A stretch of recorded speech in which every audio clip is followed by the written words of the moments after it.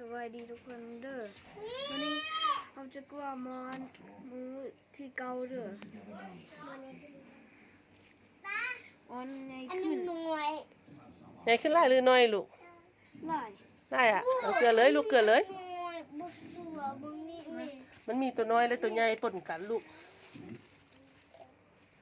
เอาหยับออกพวกเจ้าหยับออกไอฟิวเดี๋ยวลูกใส่เป็นใบเลยลูกใส่เป็นใบเลย มื่อนี้ตัวมันใหญ่ใส่เป็นใบเลยวะ โดย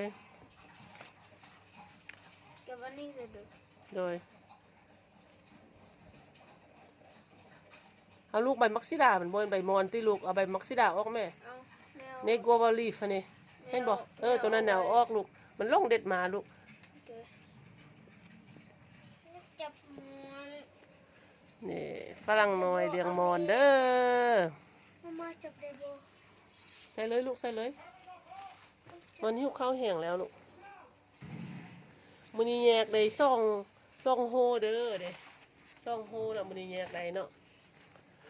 จากโฮน้อยเป็นโฮใหญ่จากโฮใหญ่มาเป็นโฮหนึงมาเป็นซ่องโฮเด้อใส่เลยลูกใส่ดีๆค่อยๆเด้อเฮ็ดค่อยๆลูกบ่ต้องฟาวเด้อค่อย ให้ผิดเบื้องก็ได้ ๆหน่อยเบิ่งได้ก็ได้ลูกใส่โลด อันนั้นปีนขึ้นมาย าหลาวลูกหลาวที่ลงไปเวลาลูกใส่ใบมอนแล้วเราหิ้วแล้วเราจะลงไปเอง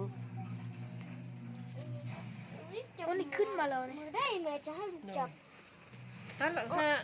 ถ้ามอนใหญ่ก่อนลูก มันใหญ่เลยนี่ อันนี้ยังมอนใหญ่มอนทันแข็งแหงดีแท้เถอะ เจ็บเอาแม่น่ะ เจ็บลูกกับระวังสวะเห็ดยังกันนะ มีแต่นี่ลอยเนาะ ใส่เลยลูกใส่ไล่เลยเพอมอนใหญ่จะกินใบมอนไล่ค่อยๆเด้อระวังโฮคอมเด้อ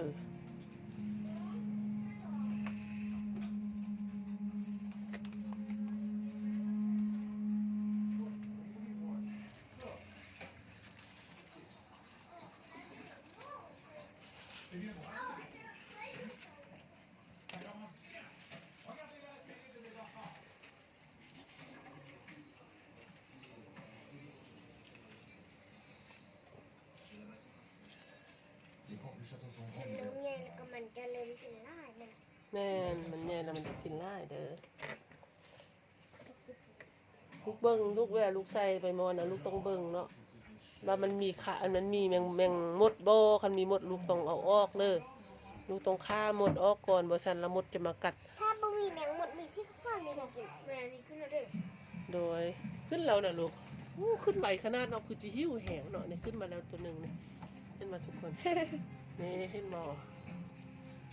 ขึ้นมาแล้วเนาะเฮานี่ยังบ่มีตัวได้ขึ้นมาเนี่ยเฮือนี่ขึ้นมานี่แหละ